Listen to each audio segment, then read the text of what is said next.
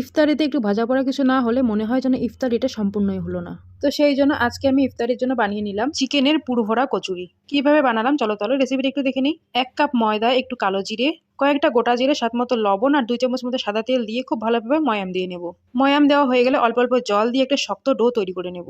ডোটা ঢেকে রেস্টে রেখে দেবো। এদিকে চিকেনের পুরটা তৈরি করে নেব। সেই জন্য কড়াইয়ে তেল গরম করে পেঁয়াজ কুচি দিয়ে পেঁয়াজটাকে একটু লাল লাল করে ভেজে নিয়ে বা দিয়ে দিচ্ছি চিকেনের কিমা। অল্প একটু ভেজে নিয়ে এবার আদা রসুন বাটা, স্বাদ মতো লবণ, লঙ্কা গুঁড়ো, জিরে গুঁড়ো, হলুদ গুঁড়ো, ধনে গুঁড়ো আর 1 চামচ মতো টক দই দিয়ে ভাজা ভাজা করে নামিয়ে নেব। এবার এদিকে যে ডোটা বানিয়ে রেখেছিলাম সেই ডোটাকে আর একটু ভালোভাবে মথে নিয়ে সমানভাবে ছোট ছোট করে কেটে নেব। এবার এক একটা লেচিকে হাত দিয়ে ভালোভাবে গোল করে নিয়ে মাঝখানটিতে চিকেনের পুরটা দিয়ে ভালোভাবে মুখটা বন্ধ করে দেবো। সবকটা রেডি হয়ে গেলে গরম তেলের মধ্যে উল্টে পাল্টে একটু সময় নিয়ে লালচে করে ভেজে নিতে হবে। আর হ্যাঁ, গ্যাসের আঁচটাকে কিন্তু মিডিয়ামে রাখতে হবে।